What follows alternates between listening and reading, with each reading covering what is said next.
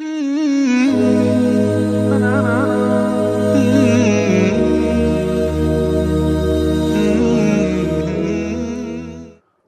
بالله من الشيطان الرجيم بسم الله الرحمن الرحيم وصلى الله على محمد وعلى آله الطيبين الطاهرين الذين أذهب الله عنهم الرجس وطهرهم تطهيرا اللهم صل على محمد وآل محمد ولعنة الدائمة الباقية على أعدائهم ومنكر فضائلهم وغاصب حقوقهم أجمعين من يوم عداوتهم إلى قيام يوم الدين أما بعد عباد الله أوصيكم ونفسي بتقوى الله فإن التقوى خير الزاد وبحل المعاد وتنفع يوم لا ينفع فيه مال ولا بنون إلا من أتى الله بقلب سليم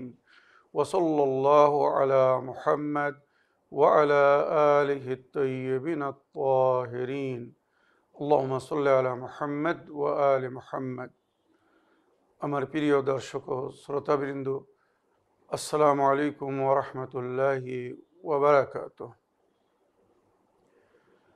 আপনাদের সকলকে আন্তরিক সালাম এবং জনাবে সালমানে ফারসি রিজওয়ানুল্লাহ তাআলা আলাইহি ওনার আজ ওফাতের দিন, তাই আন্তরিক সহানুভূতি ও সংবেদনা জানাই।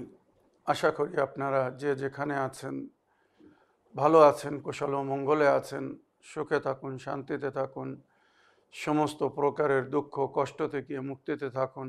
আল্লাহ রব্বুল আলামিনের কাছে এই কামনা করি, যারা অসুস্থ আল্লাহ তাদেরকে সুস্থতা দান করুন, যারা ঋণে ভুগছে আল্লাহ তাদেরকে ঋণ মুক্তি করুন, ওইরূপ যাদের জীবনে কোনো প্রকারের অভাব বা অশান্তি আছে আল্লাহ রব্বুল আলামিন তাদের সকলের জীবনে সুখ শান্তি দান করুন ও সকলের মনোকামনা আশাকে পূরণ করুন। আমাদের সকলকে সৎ পথে চলার, অসৎ পথ থেকে দূরে থাকার এবং এক অপরকে সৎ উপদেশ দেওয়ার তৌফিক দান করুন।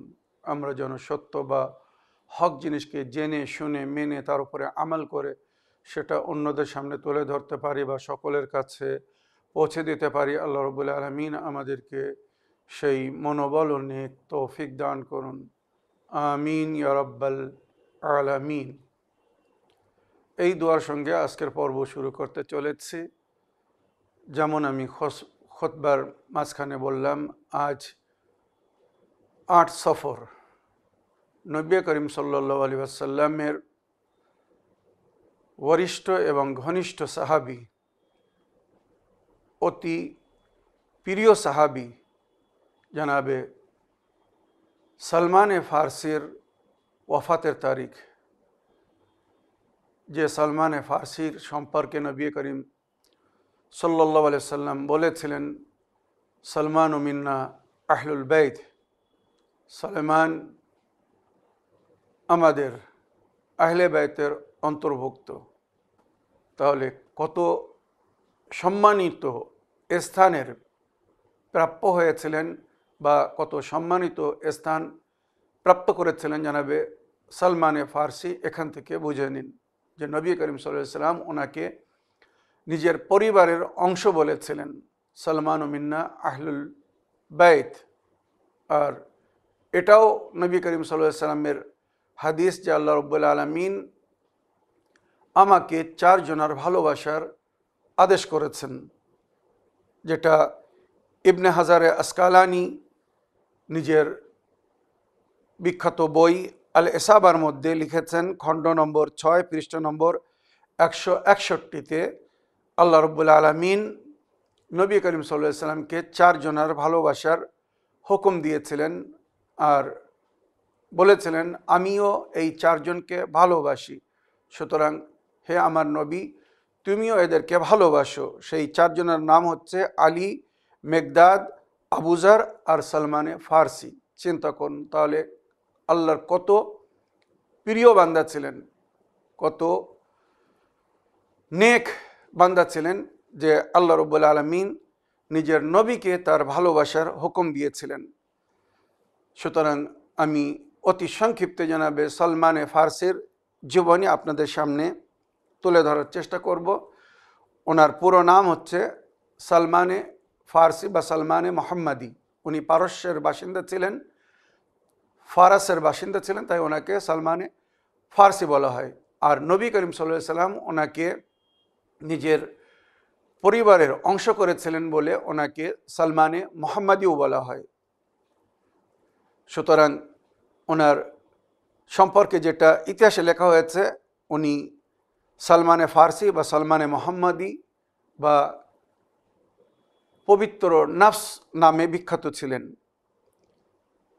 উনি আসফাহানে ইরানে জন্মগ্রহণ করেছিলেন, আর ওনার জীবনের অধিক অংশ ইরান মানে আসফাহান, শাম, ইরাক এবং মদিনায়, এই 4 জায়গায় উনি বসবাস করেছিলেন। আর ওনার ওয়াফাতের তারিখ 8 সফর, আজকের দিন 36 হিজরিতে ইরাকের শহর মাদায়েনে, যেখানে ওনাকে গভর্নর বা রাজ্যপাল করে পাঠানো হয়েছিল, ওখানেই উনি পরলোক গমন করেছিলেন। আর ওনার সম্পর্কে যেটা ইতিহাসে লেখা হয়েছে, ইসলাম গ্রহণকারীদের মধ্যে প্রথম পর্যায়ে যাদের নাম আসে উনি তাদের অন্তর্ভুক্ত ছিলেন। আর নবী করিম সাল্লাল্লাহু আলাইহি সাল্লামের জীবনে সমস্ত গাজওয়াত ওই সমস্ত যুদ্ধকে বলা হয় যে যুদ্ধে নবী নিজে শরিক ছিলেন। তো জানাবে সালমানে ফার্সি নবীর সঙ্গে সমস্ত গাজওয়াতে শরিক ছিলেন, যেটা ইতিহাসে লেখা হয়েছে বা বিখ্যাত।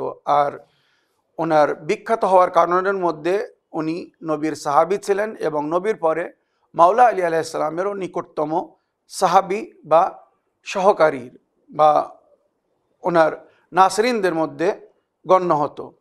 আর সালমানে ফার্সির যে অ্যাক্টিভিটিস বা ওনার কার্যক্ষেত্রে যেগুলো উল্লেখ হয়েছে, সেটা হচ্ছে দ্বিতীয় খলিফার যুগে হযরত আলী আলাইহিস সালামের অনুমতিতে উনি মাদায়েনের রাজ্যপাল হওয়া বা ওখানকার গভর্নর হওয়াকে গ্রহণ করেছিলেন। মনে রাখবেন, মাওলা আলী আলাইহিস সালামকে যখন ওনার অধিকার বা হক থেকে বঞ্চিত করা হয়েছিল, তো অনেক সাহাবীরা এর জন্য খুব দুঃখিত ছিল যে নবীর পরে যাকে নবীর জায়গায় বসানো উচিত ছিল বা নবী নিজের জীবনে যাকে নিজের স্থান দিয়েছিলেন, নিজের সমস্ত দায়িত্ব সমর্পণ করেছিলেন, নিজের উম্মতের অভিভাবক করেছিলেন, আর ওনার পরে ওনার প্রতিনিধি বা ওনার খলিফা হয়ে কে উম্মতের নেতৃত্ব দেবে, কে এই উম্মতকে গাইড করবে, যেখানে উনি নিজের জীবনেই ঘোষণা করেছিলেন। কিন্তু দুঃখের বিষয়, নবী করিম সাল্লাল্লাহু আলাইহি সাল্লামের পরলোক গমনের পর্দা নেওয়ার সঙ্গে সঙ্গে সেটাকে পরিবর্তন করে দেওয়া হয়েছিল। তার জন্য কিছু সাহাবীরা খুব দুঃখিত ছিল। আর ইতিহাসে 40 থেকে 45 জন, মনে রাখবেন 40 থেকে 45 জন এমন সাহাবীদের নাম উল্লেখ হয়েছে যারা 40 থেকে 45 দিন খেলাফত চলতে দেয়নি।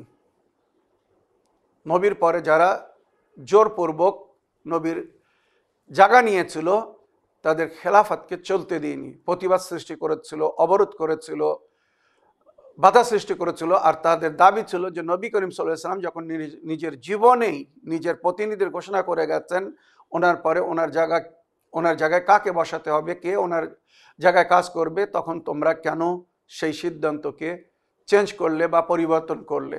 সুতরাং তাদের মধ্যে জানাবে সালমানে ফার্সির নাম সবচেয়ে উপরে ছিল। জানাবে সালমানে ফার্সি তাদেরকে বারবার বলছিলেন যে তোমরা যেটা করছো এটা কিন্তু ঠিক না। আর এখানে জানাবে সালমানে ফার্সির একটি বাক্য বিখ্যাত, যেটা আহলে সুন্নাত ভাইদের বই বেলাউরজি ইসবাতুল আশরাফ ও আনসাবুল আশরাফের মধ্যে যেটা লিখেছেন খণ্ড নম্বর 1 পৃষ্ঠা নম্বর 591-তে, লাউ বায়উ আলিয়ান লা আকালু মিন ফাওকিহিম ওয়া মিন তাহতি আরজুলিহিম, নবীর পরে যদি সবাই মানে পুরো উম্মত ঐক্যবদ্ধ হয়ে হযরত আলী আলাইহিস সালামকে নবীর প্রতিনিধির রূপে, নবীর খলিফার রূপে বায়াত করে নিত, মানে যেটা নবী করিম সাল্লাল্লাহু আলাইহি ওয়াসাল্লাম নিজের জীবনে গাদের খুমের ময়দানে করিয়েছিলেন, খেলাফতের ঘোষণার পরে সবার কাছ থেকে বায়াত নিয়েছিলেন। তো জনাবে সালমানে ফারসি বলছেন, নবীর পরলোক গমনের পরে যদি উম্মত ঐক্যবদ্ধ হয়ে হযরত আলীর হাতে এসে বায়াত করত, যারা গাদির খুমের ময়দানে ছিল না, মদিনায় ছিল, তো মদিনাবাসীরা বা যারা গাদির খুমের ময়দানে উপস্থিত ছিল না, তারা সবাই এসে যদি হযরত আলীর বায়াত করত, তো লা আকালু মিন ফাওকিহিম ওয়া মিন তাহতিহিম, তো আল্লাহর এত রহমতের বর্ষণ হতো যে তাদের রুজি রুটিতে জীবনে কম হতো না। আসমান থেকে আল্লাহর রহমতের বর্ষণ হতো, জমিন তাদের জন্য সোনা ফলাতো। এই আরবি শব্দের অর্থ হচ্ছে মিন লা আকালু মিন ফাওকিহিম ওয়া মিন তাহতি আরজুলিহিম, ওপর থেকেও তারা রুজি পেত, নিচে থেকেও রুটি পেত। এটা বলা হয় একটা আরবি মহাওয়ারা, যাকে বলা হয় যে তারা এত রুজি পেত, আল্লাহর এত কৃপার বা রহমতের বর্ষণ হতো তাদের উপরে, তাদের জীবনে কখনো অভাব আসতো না। সুতরাং জানাবে সালমানে ফারসি উনি প্রতিবাদ করেছিলেন, যার কারণে ওনাকে প্রথমে অনেক সমস্যার সম্মুখীন হয়েছিল, কিন্তু উনি নবী করিম সাল্লাল্লাহু আলাইহি ওয়াসাল্লামের অতি নিকটতম সাহাবী ছিলেন। যেমন আমি বললাম যে নবী করিম সাল্লাল্লাহু আলাইহি ওয়াসাল্লাম ওনাকে নিজের পরিবারের অংশ করেছিলেন, ওনার একটি সম্মান ছিল, সাহাবীরা শ্রদ্ধার নজরে ওনাকে দেখত, সবাই ওনাকে ভালোবাসতো, ওনার কথাকে গুরুত্ব দিত। সুতরাং জানাবে সালমানে ফারসিকে দ্বিতীয় খলিফা ডেকে বলল যে আমি চাই ইরাকে মাদায়েনে, সে সময় একটা বিখ্যাত এরিয়া ছিল ইরাকের শহর মাদায়েন, আর ওখান থেকে অনেক বড় এরিয়ায় মানে রাজত্ব চলতো। সুতরাং দ্বিতীয় খলিফা বলল, আমি আপনাকে ওখানকার রাজ্যপাল করতে চাই, ওখানকার গভর্নর করতে চাই, আপনি ওই পুরো এলাকা আপনার অধীনে বা আপনার কন্ট্রোলে দিতে চাই। যখন এই কথা বলল দ্বিতীয় খলিফা, জানাবে সালমানে ফারসি মাওলাই কায়নাতের কাছে আসলেন, এসে বললেন, মাওলা, আপনি জানেন আপনাকে যখন থেকে আপনার অধিকার থেকে বঞ্চিত করা হয়েছে, আমরা দুঃখিত বলে আমরা তাদের কোনো কাজে তাদের সহযোগিতা করেনি আর করবও না। কিন্তু মাওলা, আপনি নিজেও দেখছেন, শুনছেন, বা আপনি জানেন যে আপনাকে যারা ভালোবাসে, আপনাকে যারা পছন্দ করে, আপনার সমর্থকরা অনেক মানে সরকারি লাভ থেকে বঞ্চিত। মানে সে সময় যাদের রাজত্ব চলছিল তাদের কৃপার নজর তাদের উপরে হতো না, যারা হযরত আলী আলাইহিস সালামকে ভালোবাসতো বা হযরত আলী আলাইহিস সালামকে সমর্থন করছিল।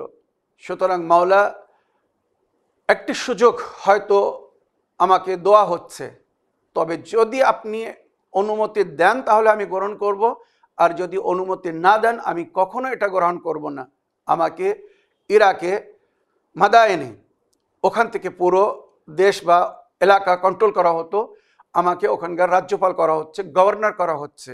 মাওলা, আমি যদি ওখানে যাই তো আপনার শিয়ারা বা আপনার অনুগামী অনুসারীরা, যারা এজিদের বাপের বিরুদ্ধে সবসময় আপনাকে সমর্থন জানিয়েছে, তারা যে অধিকার থেকে বঞ্চিত হয়ে আছে, তাদের জীবনে যে অনেক দুঃখ কষ্ট আছে, হয়তো আমার মাধ্যমে সেটা নিবারণ হতে পারে। আমি যদি তাদের কাছে যাই তো হয়তো তাদের হক তাদেরকে পৌঁছে দিতে, বা সরকারি দফতর থেকে তারা যে অধিকার রাখে, হক রাখে, বাইতুল মাল থেকে হয়তো আমি তাদের হক তাদেরকে দিতে সক্ষম হব। আপনি যদি অনুমতি দেন তাহলে আমি এই দায়িত্বকে গ্রহণ করব, আর নইলে কখনো না। মাওলাই কায়নাত বললেন, অবশ্যই অবশ্যই তুমি এটা গ্রহণ করতে পারো। তোমার নিয়াত থেকে আল্লাহ অবগত। তুমি কোনো জালিমকে মদত করবে না, মজলুমকে দুঃখে দেখে কখনো সরে যাবে না।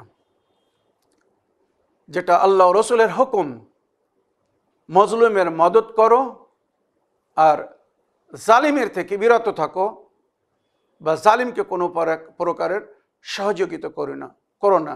সুতরাং তোমার নিয়াতে যদি সেটাই থাকে যে তুমি মজলুমদের মদত করবে, পীড়িতদের মদত করবে আর জালিমদেরকে কখনো সমর্থন জানাবে না, তুমি নিজের দায়িত্বকে পালন করবে, তার জন্য আজর ও সওয়াব পাবে, এবং এটাই হয়তো আল্লাহ রসুলের মর্জি হতে পারে। সুতরাং ইতিহাস লিখছে উনি ওই দায়িত্বকে গ্রহণ করলেন আর মাদায়নে গিয়ে আল্লাহর বান্দাদের সেবা বা খেদমত শুরু করলেন।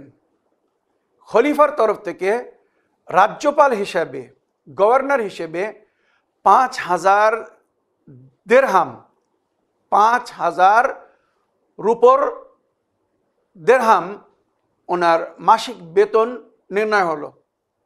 ইতিহাস লিখছে জানাবে সালমানে ফার্সি বাইতুল মাল থেকে বা সরকারি খাতা থেকে ওনাকে যে বেতন দেওয়া হতো 500 দিরহাম, উনি ওর থেকে 1 পয়সাও নিজের জন্য কখনো খরচ করেননি।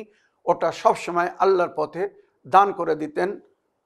প্রয়োজনীয় ব্যক্তিদেরকে, দরিদ্রদেরকে, অভাবীদেরকে, গরিবদেরকে, যারা হক থেকে বঞ্চিত ছিল তাদের মাঝখানে বিতরণ করে দিতেন। আর জানাবে সালমানে ফার্সি নিজে আগে থেকে ওনার পারিবারিক যে ব্যবসা ছিল বা যে কাজ করতেন, ঝুড়ি, চুপড়ি, টকরি তৈরি করা কাজ করতেন। আর এই কাজে ওনার একটা সুনাম ছিল, ওনারা বিখ্যাত ছিলেন। জানাবে সালমানে ফার্সির হাতের তৈরি করা ঝুড়ি, চুপড়ি বা টকরি বাজারে লোক দেখলেই মানে অধিক মূল্য দিয়ে কিনে নিত। তো উনি ওই ঝুড়ি, চুপড়ি বা টকরি বিক্রি করে নিজের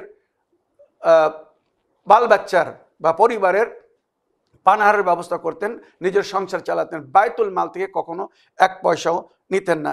এই হচ্ছে জানাবে সালমানে ফার্সির তাকওয়া ও পরেজগারির বা মোত্তাকি হওয়ার একটা প্রমাণ।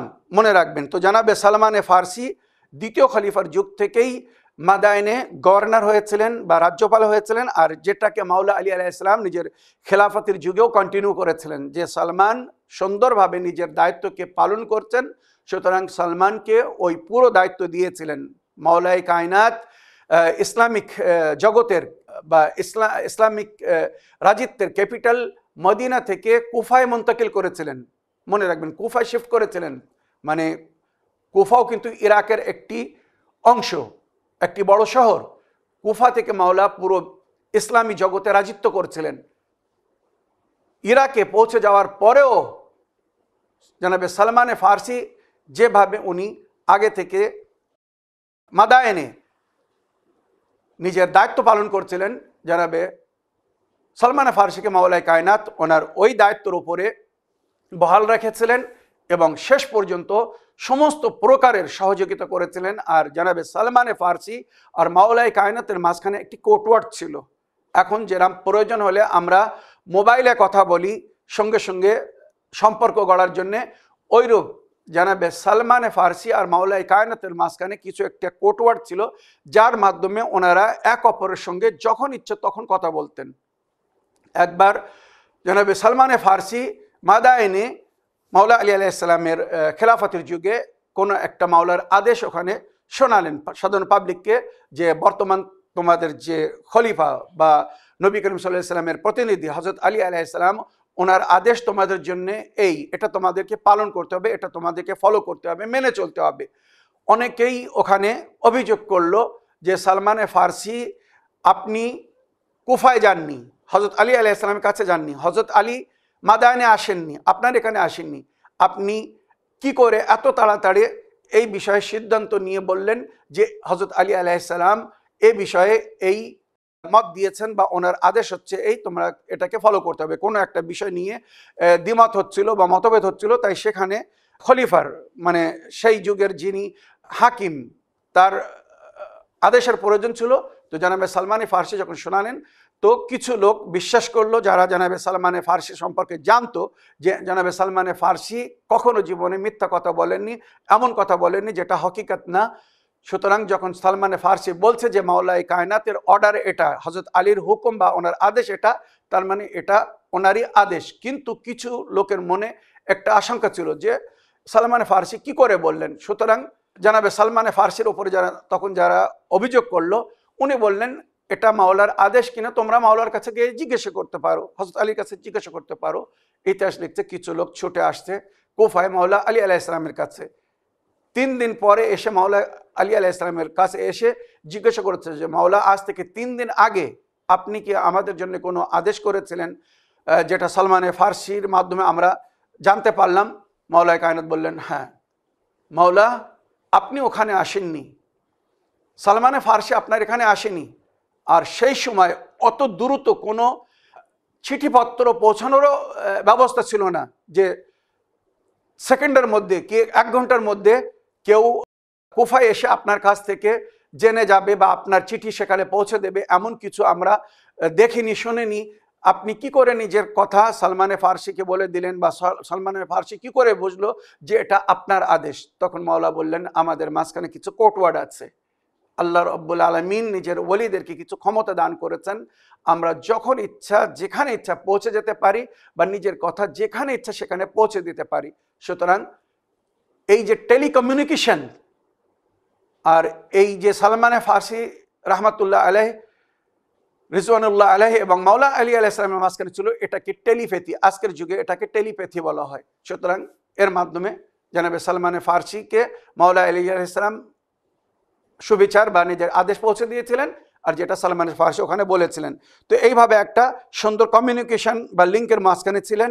আর ইতিহাসে লিখছে জানাবে সালমানে ফার্সি মুসলমান সৈনিক, দ্বিতীয় খলিফার যুগে যখন পারস্য বিজয় লাভ করা হয়, তো জানাবে সালমানে ফার্সি মুসলমানদের যে সৈনিক ছিল, জানাবে সালমানে ফার্সি এবং জানাবে হুযায়ফা ইয়ামানি, এনারা নেতৃত্ব দিয়েছিলেন। কেননা পারস্যের লোকদের ভাষা ছিল ফার্সি ভাষা, আর আরবরা তাদের ভাষা জানতো না বলে সালমানে ফার্সিকে ওই যুদ্ধে বা মুসলিম যোদ্ধাদের নেতৃত্ব দায়িত্ব জানাবে সালমানে ফার্সিকে দেওয়া হয়েছিল, যাতে উনি নিজের কমকে বোঝাতে পারেন, ইসলামের দিকে আমন্ত্রণ জানাতে পারেন, বা নবীর পয়গাম, আল্লাহর পয়গাম তাদেরকে দিতে পারেন। তো সুতরাং জানাবে সালমানে ফার্সি নবীর কাছ থেকে, আহলে বায়তের থেকে সুন্দর শিক্ষা লাভ করেছিলেন, কিভাবে কথা বললে মানুষ বুঝবে, কিভাবে কথা বললে মানুষ মানবে। সুতরাং উনি যখন পারস্যে গিয়ে, পারস্যবাসীরা যারা এর আগে আতিশ পরাত ছিল, আপনারা জানেন পারস্যবাসীরা আগুনের পূজা করত। সুতরাং তাদেরকে যখন ইসলামের দিকে আমন্ত্রণ জানালেন আর তাদেরকে বলে বোঝালেন যে তোমরা যে আগুনের পূজা করছো, তোমরা ভাবছো পরকালে এই আগুন তোমাদেরকে পোড়াবে না, তোমরা আগুনের উপাসনা করছো, আগুনের পুজো করছো জাহান্নামের আগুন থেকে বাঁচার জন্যে, কিন্তু এর কোনো জামানত নেই, এর কোনো গ্যারান্টি নেই এই আগুন তোমাদের থেকে রাজি হয়েছে কিনা তোমরা জানো না। তোমরা ভাবছো আগুন যদি আমাদের উপাসনা বা আমাদের পুজো পাঠকে গ্রহণ করে আর রাজি হয়ে যায়, তাহলে এই আগুন আমাদেরকে পোড়াবে না, কারণ আমরা তার পুজো করছি। কিন্তু এর কোনো জামানত নেই। যদি তোমরা আমার কথা বিশ্বাস না করো, প্র্যাকটিক্যাল দেখতে চাও, জানতে চাও, তো এই আগুনের উপরে একবার হাত রেখে দাও, যার তোমরা এতদিন ধরে উপাসনা করছো, পুজো করছো, যার এত শ্রদ্ধা করছো যে তোমাদেরকে পরকালে আগুন পোড়াবে না, এই আগুনে একটু হাত রেখে দাও। যদি আগুন না পোড়ায়, এটা একটা প্রমাণ হয়ে যাবে যে পরকালে এই আগুন তোমাদেরকে পোড়াবে না, কেননা আগুন তোমাদের উপাসনাকে কবুল করে নিয়েছে, আগুন তোমাদের ইবাদতকে কবুল করে নিয়েছে, আগুন তোমাদের থেকে রাজি বলে তোমাদেরকে পোড়াবে না। হাত দিয়ে দাও। সাহস হচ্ছে না কারোর হাত দিতে, কেননা জানে হাত দিলে পড়ে যাবে। কেউ হয়তো চেষ্টাও করেছে আগুনের কাছে হাত নিয়ে যাবার, যেই গরম লেগেছে সঙ্গে সঙ্গে হাত সরিয়ে নিয়েছে। জানাবে সালমানে ফার্সি বললেন, এই আগুন যে সৃষ্টি করেছে সেই প্রতিপালকের স্মরণ করো, সেই প্রতিপালকের উপাসনা করো, সেই প্রতিপালকের উপরে ঈমান স্থাপন করো, সেই আল্লাহকে মানো, তার ইবাদত করো যে আল্লাহ এই আগুনকে সৃষ্টি করেছে। যে আল্লাহ, এবারে জানাবে সালমানে ফার্সি দলিল দিয়ে বললেন, যে আল্লাহ ইব্রাহিম এর জন্যে নারে নমরুদকে, যেখানে হাজার হাজার কুইন্টাল কাঠ জমা করে আগুন লাগিয়ে দেওয়া হয়েছিল, আর সেই আগুনের মাঝখানে জানাবে ইব্রাহিম নবীকে ফেলে দেওয়া হয়েছিল ওনাকে পুড়িয়ে ফেলার জন্যে। জানাবে সালমানে ফার্সি বললেন, আল্লাহ যদি চায় তো এই দুনিয়ার আগুন এবং পরকালের আগুন তোমাদেরকে পোড়াতে পারবে না, আর আল্লাহ যদি না চায় তো এই দুনিয়ার আগুনও তোমাদেরকে পোড়াবে, পরকালের আগুনও তোমাদেরকে পড়তে হবে। এইভাবে সুন্দরভাবে পরস্পর দলিল দিয়ে প্রমাণ দিয়ে জানাবে সালমানে ফার্সি যখন নিজের কমকে বোঝালেন, তারা আতিশপরাস্তি মানে আগুনের পুজো থেকে বিরত থেকে জানাবে সালমানে ফার্সির কথা শুনে তারা ঈমান স্থাপন করলো। আর আজ পুরো বিশ্বে জানাবে সালমানে ফার্সির কম, যাদেরকে পারস্যবাসী বা ইরানি বলা হয়, এরা ইসলামিক জগতে মুসলমানদের মধ্যে সবচেয়ে সুনাম এবং সুপরিচিত কম নামে বিখ্যাত হয়েছে। আজ পুরো বিশ্বের নজরে যদি কোনো কমকে হকিকি মুসলমান বলা হয়, পরিষ্কার বলছি, বাস্তব বলছি, আপনারা দুনিয়ার কাছে জিজ্ঞাসা করে দেখুন, দুনিয়ার শিক্ষিত ব্যক্তিরা, জ্ঞানী গুণী ব্যক্তিরা মুসলমানদের সম্পর্কে যখন তারা আলোচনা করছে, কমেন্টস করছে, তো তাদের কথা শুনে দেখুন আজ পুরো বিশ্বে কাদেরকে হাকিকি মুসলমান বলা হচ্ছে, কাদেরকে সত্য মুসলমান বলা হচ্ছে।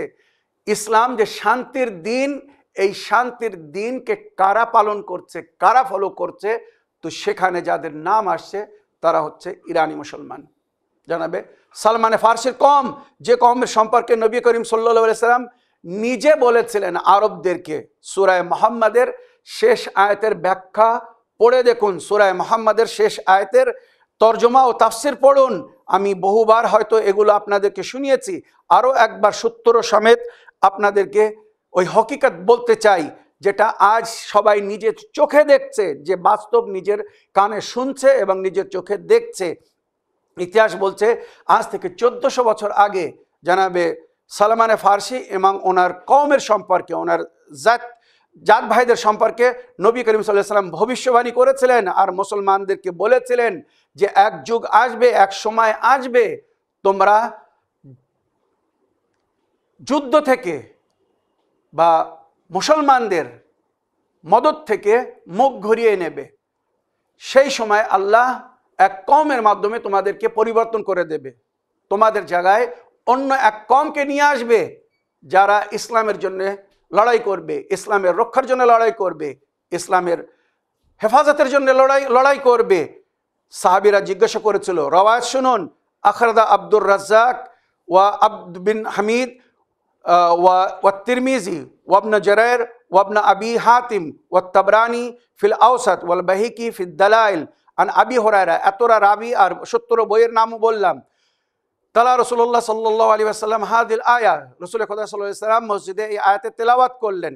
ওয়া ইন তাতাওয়াল্লাউ ইয়াস্তাবদিল কওমান গায়রাকুম, যদি তোমরা যুদ্ধ থেকে, নেকি থেকে মুখ ঘোরাও, তা আল্লাহ তোমাদের জায়গা অন্য এক কওমের মাধ্যমে পরিবর্তন করিয়ে দেবে। সুম্মা লা ইয়াকুনু আমসালুকুম, তারা তোমাদের মতো হবে না। সূরা মুহাম্মদ আয়াত নম্বর 38। ফাসআলুল আসহাব, তখন সাহাবীরা জিজ্ঞাসা করলেন নবী কি, ইয়া রাসূলুল্লাহ মান হাউলাইল্লাযিনা ইন তাতাওয়াল্লাইনা ইস্তাবদালু বিনা, এরা কারা হবে যদি আমরা মুখ ঘুরিয়ে নেই তো আল্লাহ তাদের মাধ্যমে পরিবর্তন করিয়ে দেবে, বদলে দেবে আমাদেরকে। সুম্মা লা ইয়াকুনু আমসালুনা, তারা আমাদের মতো হবে না। ফাদারাবা রাসূলুল্লাহ সাল্লাল্লাহু আলাইহি ওয়াসাল্লাম আলা মানকাবি সালমান আল ফার্সি, জানাবে সালমানে ফার্সি নবীর নিকটে ছিলেন, কাছে বসেছিলেন, সুতরাং নবী করিম সাল্লাল্লাহু আলাইহি ওয়াসাল্লাম জানাবে সালমানে ফার্সির কাঁধের উপরে হাত রাখলেন, হাত মেরে বললেন, সুম্মা কালা হাদা ওয়া কওমু, এই সালমানে ফার্সি এবং এর কওম, ওয়াল্লাযী নাফসি বিয়াদিহি লাউ কানাল ঈমানু মানুতান বিসুরাইয়া লা তানাওয়ালুহু রিজালুম মিনাল ফারাস। নবী করিম সাল্লাল্লাহু আলাইহি ওয়াসাল্লাম বললেন এই সালমানে ফার্সি এবং এর কওমের মাধ্যমে আল্লাহ তোমাদেরকে পরিবর্তন করে দেবে, তোমাদের জায়গা এই সালমানে ফার্সি এবং সালমানে ফার্সির কওম নেবে।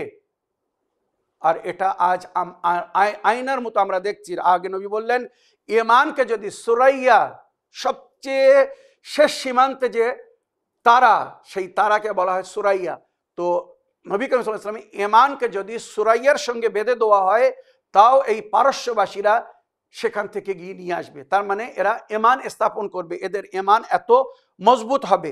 আমি রওয়ায়াত সমেত বললাম, আজ আপনারা ঈমান দিয়ে বলুন, যেখানে পুরো বিশ্বে, পুরো দুনিয়ায় প্রায় 57টি মুসলিম দেশ, এই 57টি মুসলিম দেশের মধ্যে কারা ইসলামের জন্যে, ইসলামের দুশ্মনের সঙ্গে, ইসলামের শত্রুদের সঙ্গে কারা লড়াই করছে?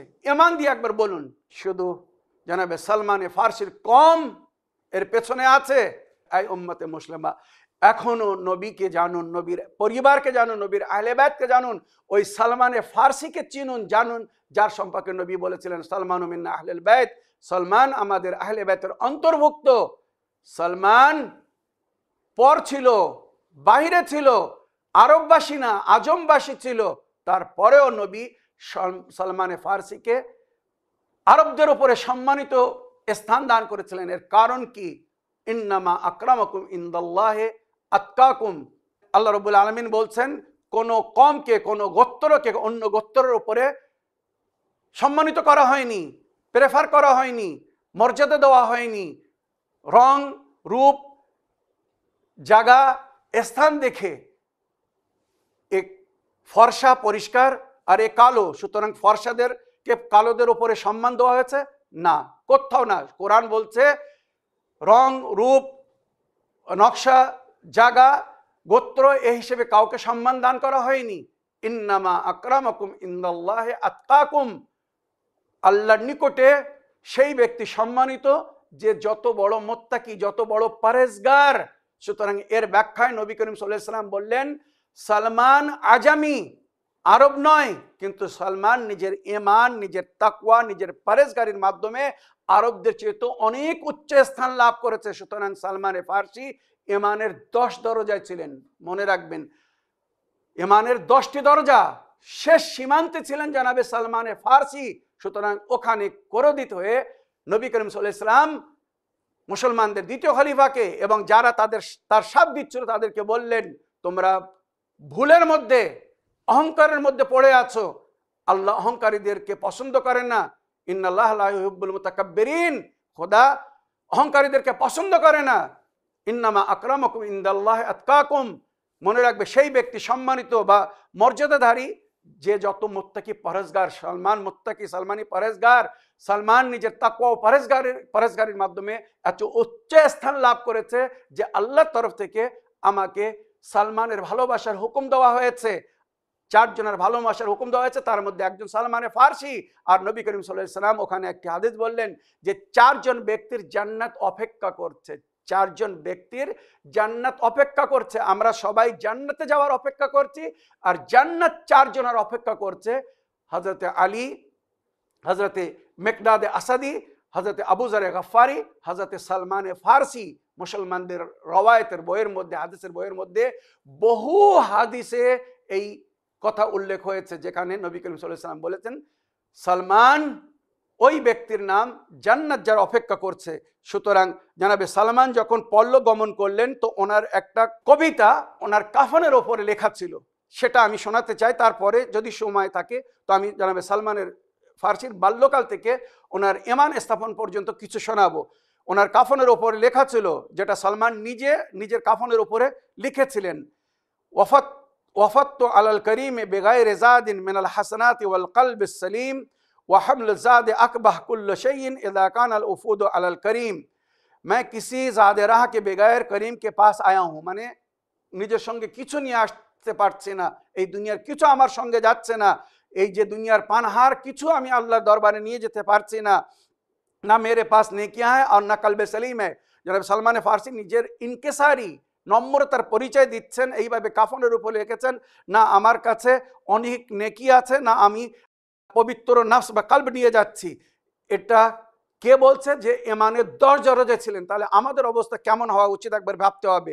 ওয়া হামলু জাদ আকবাহ কুল্ল শাইইন, জাদে রাহ লেকর জানা সবসে বড়ি বুরি বাত है। মানে আমি যদি কারোর মেহমান হই, তো আমরা যখন কারোর মেহমান হই, কারোর বাড়িতে যাই, নিজের সঙ্গে নিজের বাড়ি থেকে পানহার নিয়ে যাই না, এটা মেজবানকে লজ্জিত করা হবে যদি আমরা বাড়ি থেকে নিজেরা রান্না করে নিয়ে যাই। যার বাড়ি মেহমান হচ্ছি সে আমাদেরকে নিজের ক্ষমতা অনুযায়ী পানাহার করাবে, রান্না করে খাওয়াবে। এবারে যদি আমরা নিজেরা নিজের বাড়ি থেকে রান্না করে নিয়ে যেতে তার বাড়ি খেয়ে সে রাগ করবে, দুঃখিত হবে। তো ওই জন্যে সালমানে ফার্সি বলছে আমি আল্লাহ দরবারে যাচ্ছি কিন্তু নিজের সঙ্গে কোনো পানাহার নিয়ে যাচ্ছি না, জাদেরা নিয়ে যাচ্ছি না, কেননা এটা একটা খারাপ মনে লাগে। जब करीम के पास हाजिर हो एदाकान अल उफूद अल करीमे, যখন কেউ করিমের কাছে, রব্বে করিম আমরা বলি, তো করিমের দরবারে যখন যাচ্ছি তো সেই আমাদের মেহমান নওয়াজি করবে, সেই আমার খেয়াল করবে আমি কি নিয়ে যেতে পারি। এত ইমানের উপরে ছিলেন, এত নেকি নিয়ে যাচ্ছিলেন সালমানে ফার্সি, দুনিয়ার কোনো জিনিস সঙ্গে নিয়ে যাচ্ছিলেন, সঙ্গে নিয়ে যাচ্ছিলেন শুধু নিজের নেকি, নিজের ইমান, নিজের আমাল। তারপরেও জানাবে সালমানে ফার্সি নিজের কাফনে এই শের নিজে হাতে লিখেছিলেন, মরার আগে কাফনে লিখিয়েছিলেন যে আমি আমার প্রতিপালকের দিকে ফিরে তো যাচ্ছি কিন্তু আমার কাছে না বড় নেকি আছে, না জাদেরা আছে, না আমি কিছু নিয়ে যাচ্ছি, রব্বে করিমের দরবারে যাচ্ছি, উনি আমাকে যেটা দেবেন আমি সেটাই গ্রহণ করব। সালমানে ফার্সির পরিচয়ের জন্য আমার মনে হয় এই শের, এই কবিতা যথেষ্ট। তবে সালমানে ফার্সি বাল্যকাল থেকে উনি সত্যের তালাশে ছিলেন, হকের তালাশে ছিলেন। উনি পারস্য জীবনযাপন করতেন। উনি বাল্যকালে জারতুস্ত, ওনার যে ধর্ম ছিল বা যে মজহাবকে উনি ফলো করতেন তার নাম হচ্ছে জারতুস্ত। তারপরে যেমন বললাম পারস্যবাসীরা আগুনের পুজো করতো। তারপরে উনি যখন যৌবনকালের দিকে পা রাখলেন তখন ওনার মধ্যে একটা খোঁজার আশা জাগলো যে আমি এখনো হয়তো সত্য বা হকিকত থেকে দূরে আছি। সুতরাং উনি শখের তালাশে বাইরে পড়েছিলেন। আর উনি যৌবনকালে ঈসাই ধর্মকে, খ্রিস্টান ধর্মকে গ্রহণ করেছিলেন। ধর্মগুরুদের কাছে গিয়ে অনেক শিক্ষা লাভ করেছিলেন। এমনকি পারস্য থেকে উনি শামে যায়, সিরিয়া যায়। সিরিয়া আপনারা জানেন খ্রিস্টানদের জন্য প্রাচীন বিখ্যাত স্থান ছিল, কেননা জানাবে ঈসা নবী ওই বাইতুল মাকদিসের নিকটেই জন্মগ্রহণ করেছিলেন। আর সেগুলোকে সিরিয়া, ফিলিস্তিন, ওই সমস্ত উর্দুন, জর্ডান, এই সমস্ত এলাকাকে পুরনো যুগে বেলাদুস শাম বলা হতো। তো বেলাদুস শামে গিয়েছিলেন উনি খ্রিস্টান ধর্মের সম্পর্কে আরও অধিক জানার জন্যে। তো ওখানে গিয়ে যখন খ্রিস্টান ফাদার্স বা পাদ্রীদের কাছ থেকে শিক্ষা লাভ করলেন, শিক্ষা লাভ করতে করতে উনি হঠাৎ একদিন নিজের ধর্মগুরু মানে ফাদার বা পাদ্রীর কাছ থেকে শুনলেন যে আরবে হেজাজে এক নবী এসেছেন, মোহাম্মদ তার নাম, সকলকে ইসলামের দিকে, শান্তির দিনের দিকে আমন্ত্রণ জানাচ্ছে। সুতরাং এই কথা শুনে উনি সঙ্গে সঙ্গে হকিকতের তালাশের জন্য ওখান থেকে বার হয়ে পড়লেন যে আমি দেখতে চাই এই যে নতুন নবী এসেছে আর ইসলামের দিকে, শান্তির দিকে আমন্ত্রণ জানাচ্ছে, তার দিনকে, তার ধর্মকে, তার মজহবকে, তার মেথড অফ রিলিজনকে আমি জানতে চাই। সুতরাং এই নিয়তে উনি শাম থেকে বাইরে পড়লেন কোথায়? হেজাজের জন্যে। ইতিহাস লিখছে মাঝখানে উনি কারোর হাতে ধরা পড়লেন। এখানে পুরো ইতিহাসে লেখা হয়েছে বানি কোরাইজার এক ইহুদির হাতে উনি বিক্রি হলেন, মানে অন্য এক গ্রহ ওনাকে ধরে, পুরাচীন যুগে আপনারা জানেন গোলামের যুগ ছিল, দাস বা দাসীদের যুগ ছিল। সুতরাং কেউ ওনাকে ধরে আসির করে বিক্রি করে দেয় বানি কোরাইজার এক ব্যক্তির কাছে, ইহুদির কাছে। এবারে ওই বাড়িতে থেকে অনেক দিন উনি সেবা করে। তারপরে একদিন ওনার মালিকের সঙ্গে উনি মদিনায় যান। মদিনায় প্রথম হিজরিতে উনি মদিনায় পৌঁছে গিয়েছিলেন, মনে রাখবেন।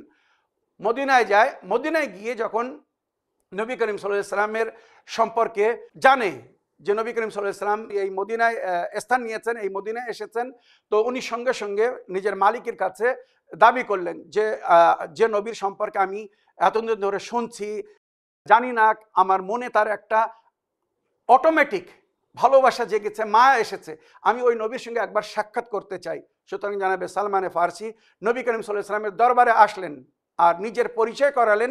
তারপরে নবী করিম সাল্লাল্লাহু আলাইহি সাল্লামের দিনের সম্পর্কে জানার আগ্রহ জানালেন। নবী করিম সাল্লাল্লাহু আলাইহি সাল্লাম সালমানে ফার্সির এই আগ্রহকে দেখে, নবী ইলমে গায়েব রাখতেন, নবীর কে সাথী হবে, কে সঙ্গী হবে, কে নবীর হকিকি সাহাবী, কে নবীর হকিকি বন্ধু, আর কে মুনাফিক স্বার্থ লোভে স্বার্থপর রূপে ঘুরে বেড়াচ্ছিল, নবী সকলকে চিনতেন, সকলকে জানতেন। সালমানে ফার্সির মাথার উপরে যখন সেই ইসলামের নূরকে দেখলেন যে এ একদিন হকিকি মুসলমান হয়ে, হকিকি ইমানদার হয়ে আমার দিনের জন্য কাজ করবে, তাই জানাবে সালমানে ফার্সি মেকদাদে আসাদি, আবু জারে গাফফারি আর মাওলা আলীকে দিনের স্তম্ভ বলেছিলেন, যাদের মাধ্যমে বা যাদের কারণে নবী করিম সাল্লাল্লাহু আলাইহি ওয়াসাল্লামের ইসলাম দুনিয়ার বিস্তারিত হয়েছিল। সুতরাং সালমানে ফার্সিকে দেখে নবী করিম সাল্লাল্লাহু আলাইহি ওয়াসাল্লাম তার মালিককে বললেন, আমি তোমার এই গোলামকে কিনতে চাই। জানাবে সালমানে ফার্সি গোলাম ছিলেন, গোলাম থেকে আঁকা হয়েছিলেন। সালমানে ফার্সির বংশধারীরা বহুকাল পারস্যে রাজত্ব করেছিল। পরে মনে রাখবেন, ইসলাম স্থাপন করার পরে, পারস্য ইসলাম প্রবেশ করার পরে, সুতরাং জানাবে সালমানে ফার্সির আকাকে মালিক যে ছিলেন, নবী করিম বললেন, আমি তোমার এই গোলামকে কিনতে চাই, একে কিনে আজাদ করতে চাই। মালিক বিক্রি করার জন্য রাজি না, কেননা সালমানে ফার্সি খুব সুন্দর সেবক ছিলেন, খুব মানে ভদ্র বা মতি ওবিডিয়েন্ট ছিলেন, সমস্ত কাজ সুন্দরভাবে করতেন। মালিক কোনো মতে বিক্রি করতে রাজি না।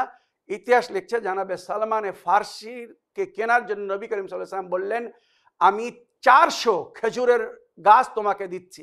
সালমানে ফার্সির পরিবর্তে 400 খেজুরের গাছ, 400 খেজুরের গাছ মানে জানেন পুরো বাগান, খেজুরের বাগান, মানে লক্ষ লক্ষ টাকা যেখান থেকে আয় হতে পারে, 400 খেজুরের বাগান গাছ দিচ্ছি। প্লাস সেই যুগের ইতিহাসে লেখা হয়েছে 4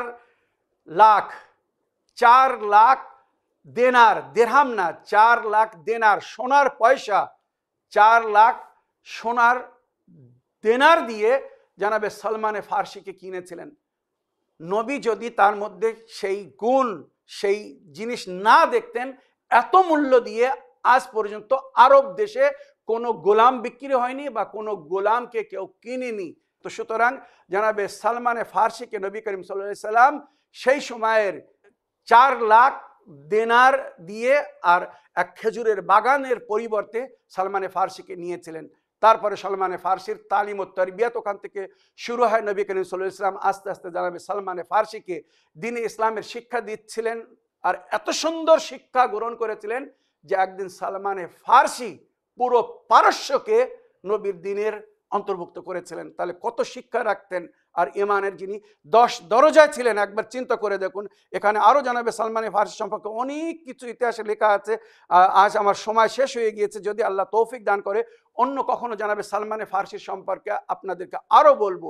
জানাবে সালমানে ফার্সি নবী করিম সাল্লাল্লাহু আলাইহি সাল্লামের শিক্ষায় শিক্ষিত হয়ে এত উচ্চ স্থান লাভ করেছিলেন যে নবী করিম সাল্লাল্লাহু আলাইহি সাল্লামের পরে সাহাবীরা যখন দ্বীনের কোনো বিষয় নিয়ে মতভেদ করত, তো নবী করিম সাল্লাল্লাহু আলাইহি সাল্লামের আদেশ ছিল কিছু সাহাবীদের কাছে যাওয়ার বা সম্পর্ক গড়ার, যদি আমার পরে কোনো বিষয়ে তোমাদের মাঝখানে মতভেদ হয়, কোনো যদি বিষয় নিয়ে তোমরা এক অপরের সঙ্গে দ্বিমত করো, তো এই কিছু সাহাবীদের নাম নবী করিম সাল্লাল্লাহু আলাইহি সাল্লাম নিয়েছিলেন, যার মধ্যে জানাবে আব্দুল্লাহ ইবনে মাসউদ এবং মাওলা আলী আলাইহিস সালাম সবচেয়ে উপরে ছিলেন নিঃসন্দেহে, আর জানাবে সালমানে ফার্সি, জানাবে মেকদাদে আসাদি, জানাবে আবু জারে গাফফারি, জানাবে হুযায়ফা ইয়ামানি, এই সমস্ত আরো কিছু নাম ছিল, যেখানে নবী করিম সাল্লাল্লাহু আলাইহি সাল্লাম বলেছিলেন এদের সঙ্গে সম্পর্ক গড়বে, এরা তোমাদেরকে সঠিক পরামর্শ দেবে, এরা তোমাদেরকে সঠিক পথ দেখাবে, এরা তোমাদেরকে সঠিক রাস্তা বলবে। আর জানাবে সালমানে ফার্সির কাছে যখন কেউ যেত, বা আবু জারে গাফফারের কাছে যখন কেউ যেত, যখন কেউ মেকদাদে আসাদের কাছে যেত, জানাবে হুযায়ফা ইয়ামানের কাছে কেউ যেত, তো ওনারা বলতেন যতক্ষণ আলী আছেন আগে আলীর কাছে যাও, কেননা আমাদের গুরু হচ্ছেন হযরত আলী। সুতরাং গুরু থাকতে শিষ্যরা এখানে কোনো মত দিতে পারে না, কিছু বলতে পারে না। সুতরাং হযরত আলীর কাছে যাও। উনি যদি বলে যে সালমানের কাছে জিজ্ঞাসা করে দেখো, আবু জারের কাছে জিজ্ঞাসা করে দেখো, মেকদাদের কাছে জিজ্ঞাসা করে দেখো, কি হুযায়ফা ইয়ামানি, তখন আমাদের কাছে এসো। যখন ওনারা আলাদা আলাদা ভিন্ন জায়গায় থাকতেন, তারপরেও সবাই মাওলা আলী আলাইহিস সালামের কাছ থেকে হকিকত নিতে যেতেন, হকিকত জানার জন্য যেতেন, ওনারাই মাওলা আলীর কাছে পাঠাতো। তারপরে যখন মাওলা আলী আলাইহিস সালাম বলতেন না, তোমরা যখন মাদায়নে আছো, তো ওখানে মাদায়নে আমার সালমানে ফার্সি তোমাদেরকে যেটা বলবে মনে রেখো ওটা আমারই কথা হবে, কেন সালমানে ফার্সি জানে শরীয়তের হুকুম কি, দ্বীনের হুকুম কি, ইলাহি সংবিধান কি, নবীর সুন্নাত কি। সুতরাং সালমানের কথা আমার কথা হবে। তাহলে চিন্তা করুন কত বড় একটা বিশ্বাস ছিল মাওলা আলী আলাইহিস সালামের সালমানে ফার্সির উপরে, যে সালমান যেটা বলবে ওটা আমার কথা হবে। আর কেননা সালমানে ফার্সি সমস্ত বিষয় নিজের মাওলার কাছ থেকে অনুমতি নিয়ে তারপরে বলতেন, অনুমতি নিয়ে। যেমন আমি বললাম, ওনাদের মাঝখানে একটি স্পিরিচুয়াল কমিউনিকেশন ছিল, একটি রুহানি সম্পর্ক ছিল, যার মাধ্যমে উনি সবসময় মাওলার কাছ থেকে সমস্ত জিনিসের হকিকতকে জেনে তারপরে অন্যদেরকে বলতেন। তো আল্লাহ আমাদেরকে তৌফিক দান করুন, আমরা যেন জনাবে সালমান ফার্সির সিরাতের উপরে আমল করে ওইভাবে হযরত আলী আলাইহিস সালামকে ফলো করতে পারি, হযরত আলী আলাইহিস সালামকে অনুসরণ বা অনুগমন করতে পারি, যেভাবে নবীর প্রিয় সাহাবীরা করেছিলেন। এবং জনাবে সালমান ফার্সি যেমন ইমানের 10 দরজা ছিলেন, আল্লাহ আমাদেরকে তৌফিক দান করুন, আমরা যেন জনাবে সালমানের ফার্সির মতো নিজের ইমানকে পিওর করতে পারি, নিজের ইমানকে সুন্দর করতে পারি। কোনো প্রকারের দুনিয়ার মোহ মায়া যেন আমাদের ইমানকে নষ্ট না করে, দুনিয়ার আশা যেন আমাদের আমালকে খারাপ না করে, বা আমরা সত্য বা হক পথ থেকে যেন চুল পরিমাণে না নড়ি। নিজের জীবনের শেষ নিঃশ্বাস পর্যন্ত যেন হকিকতের ওপরে, সত্যের ওপরে, হকের ওপরে, সিরাতুল মুস্তাকিমের ওপরে, হযরত আলী আলাইহিস সালামের পথের উপরে, যে পথকে নবী করিম সাল্লাল্লাহু আলাইহি সাল্লাম আল্লাহর পথ, নিজের পথ বলেছেন, ওই পথের উপরে চলতে পারি। এই বলে আমার আজকের বক্তব্য এখানে শেষ করলাম। ওয়া আখিরু দাওয়ানা আলহামদুলিল্লাহি রাব্বিল আলামিন। ওয়াসসালামু আলাইকুম ওয়া রাহমাতুল্লাহি ওয়া বারাকাতুহু। السلام